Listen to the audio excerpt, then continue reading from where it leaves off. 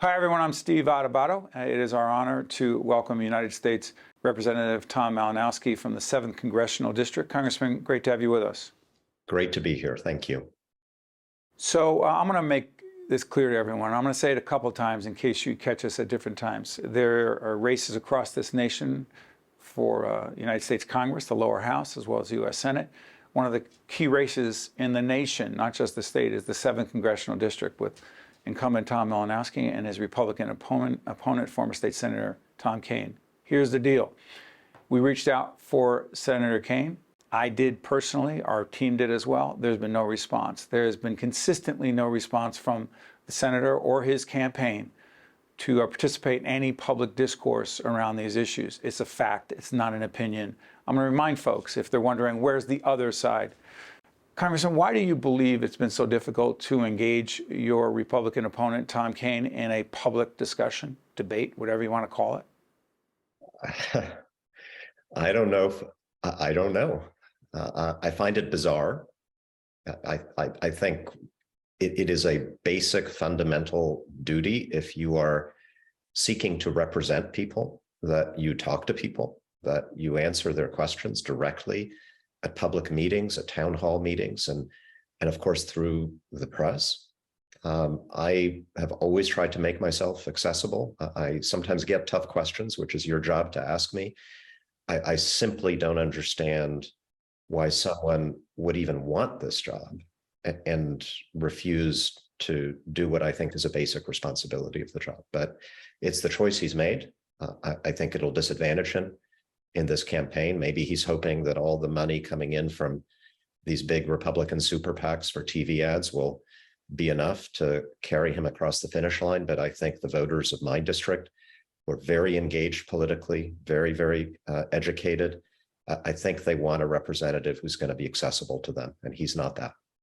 Congressman, your TV ads, the one that I see that many have seen, and you've spent a fair amount of money on media in this campaign, they target Tom Kean, saying that, quote, he would be with the former President Donald Trump under any circumstances, regardless of whatever. Why is that an issue when we're dealing with inflation, when we're dealing with healthcare issues post, if you will, the pandemic, while there's a potential recession hitting us? Why is that an issue when there are so many issues directly impacting and problems directly impacting citizens of our state and nation? First of all, I think the economy is the #1 issue in this election, and I've been talking about it. I'm going to continue to talk about it. I am running first and foremost on our record in the United States Congress in the last year in bringing the economy back from the dead, from the pandemic, and now dealing with the cost of living issues that people are facing by passing legislation to lower the cost of prescription drugs, by passing the CHIPS Act to fix our broken supply chains, particularly for advanced manufacturing. But at the same time, like you cannot ignore the fact that there's something abnormal happening in our politics right now, that there's a major political party that is being taken over by people who are not traditional Republicans, by people who are willing to use lies and violence to hold on to power as president. But that's not Tom Kean. Respectfully, I'm sorry for interrupting, Congressman, but Tom Kean has been a moderate Republican. If you will, his father, Tom Kean, one of the most respected and revered governors in the history of this nation, a moderate. He's not part of that wing of the party.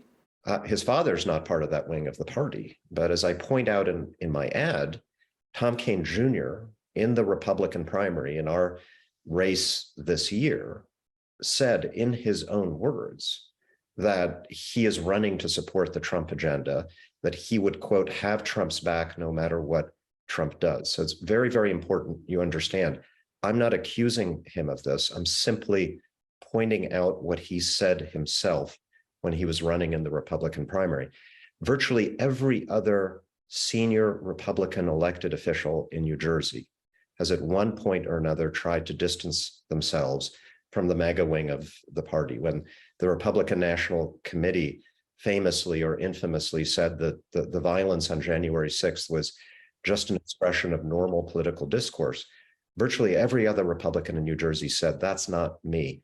Tom Kean. What did Tom Kean say about January 6th? Nothing, nothing. And it's one reason I think he doesn't want to come on your show, because I assume you would ask him these questions. And I would. And he doesn't, you know, perhaps he's afraid of saying anything, and he's afraid of offending moderates. He's afraid of offending the MAGA crowd.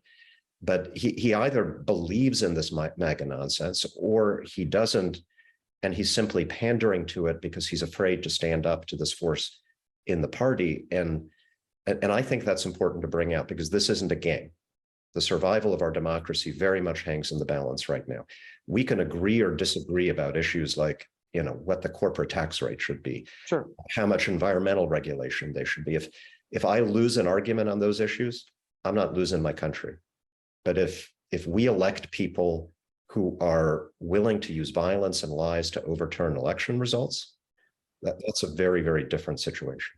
So we're talking to United States Congressman Tom Malinowski, the 7th Congressional District, one of the most significant races in the nation that could, in fact, directly impact the balance of power in the United States Congress, with Democrats in control right now and Republicans with a chance to take over the lower house. That being said, if you're wondering why Congressman Malinowski's Republican opponent, former Senator Tom Kean, is not with us, I reached out, our team reached out, no response. It was not a rejection of appearing on our program. It was no response, just to clarify. And if you want to know, you can reach out to the former senator himself and his campaign. They can tell you why they're not appearing. Let me ask you this. The issue of abortion, the Roe v. Wade overturning by the United States Supreme Court, is a major issue in this campaign and in this nation now because? It's important to us because we're all Americans.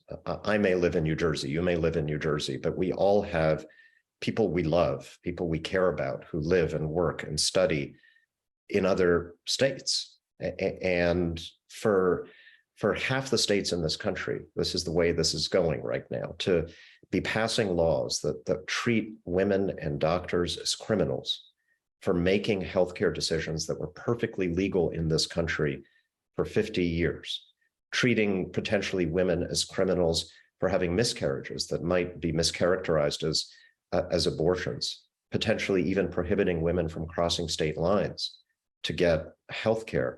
Of course, that's an issue for all of us, including those of us who live in New Jersey. And then number two, yeah, the Supreme Court said it's just up to the states, but the Republican Party in Congress has made clear that if they take back the majority, they are going to try to pass a nationwide ban on abortion that will override our law in New Jersey.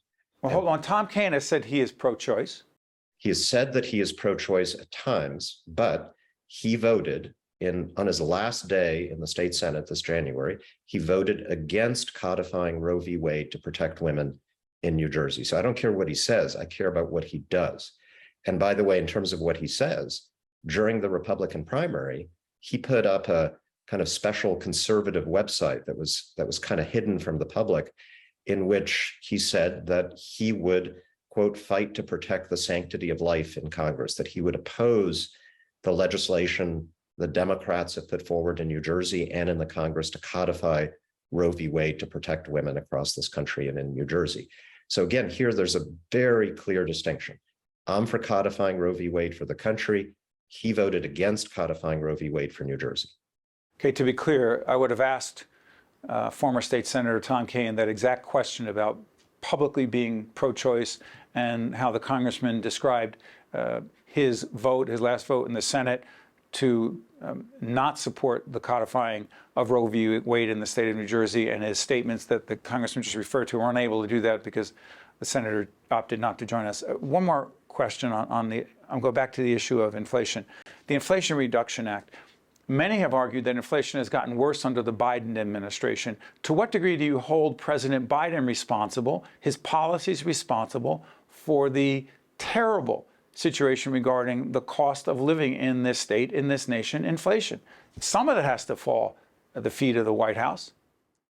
Look, it's perfectly understandable that people hold the president in power and the Congress in power, including me, responsible for solving this problem. We're there. We're the decision makers. I accept Right. that responsibility.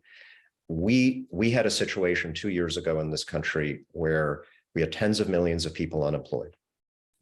Almost every small business in the towns I represent was shut down because of the COVID pandemic. And most of the economists in the country were saying, if you don't do something big and fast, those jobs are not coming back. Those businesses are dead. So we did something big and fast. We spent a huge amount of money, and we were successful in saving those jobs and those businesses. Now we have a responsibility to save the paychecks that go with those jobs by dealing with the inflation that came about because we brought back consumer spending before bringing back the supply chains that supply us with all the stuff that we want to buy. So what are we doing? We passed the CHIPS and Science Act to deal with— Explain to everyone what CHIPS means. Microchips, which I think most of us are beginning to recognize. It's like the oil of the 21st century. Everything's powered by microchips. And one reason, for example, why cars have been so expensive in the last year is that any new car today is made with hundreds of microchips, and there's a huge shortage, and they're not made in America anymore. So we passed this bill to bring the manufacturing of that critical technology and others home to the United States. We passed legislation to lower the cost of prescription drugs. Remember, this is something President Trump ran on in 2016. Let Medicare negotiate lower drug prices. He didn't get it done. We just did. Overwhelmingly popular in the United States because it's the right thing to do. Keeping health insurance costs under control, which we also just did. And a few seconds left, Congressman. Go ahead. So again, I think this is a difference. Like, we're doing stuff. We're passing legislation that actually is going to lower the cost of living for a lot of folks and deal with these supply chain problems that are the cause of this inflation. My opponent and the Republicans, obviously they're running on inflation, but I can't find anywhere on their websites, of course they don't do interviews, what they're going to do about it. It almost seems to me that they'd rather run on the problem than propose a solution. In that spirit, because we weren't able to cover a whole range of issues, including gun safety, a range of issues, childcare, I'm going to ask folks to, in post-production, if we could put up the Congressman's website of his campaign to find out exactly where he stands on those issues. If people can go on to former Senator Kane's website to find out where he stands on the issues. Once again, we were hoping to have Tom Kane Jr. join us. We were not able to do that because he and his campaign opted not to respond to our request. Congressman Malinowski, we thank you for joining us. All the best. Thank you, and I'm happy to come on anytime you like. Thank you. Stay with us. We'll be right back. State of Affairs with Steve Adubato is a production of the Caucus Educational Corporation. Funding has been provided by Holy Name, New Jersey Sharing Network, New Jersey Institute of Technology, Veolia, Operating Engineers, Local 825, Eastern Atlantic States Regional Council of Carpenters, the Turrell Fund, supporting Reimagine Childcare, the New Jersey Economic Development Authority, Choose New Jersey, and by these public-spirited organizations, individuals, and associations committed to informing New Jersey citizens about the important issues facing the Garden State. And by Employers Association of New Jersey. Promotional support provided by AM 970 The Answer. And by the New Jersey Business and Industry Association.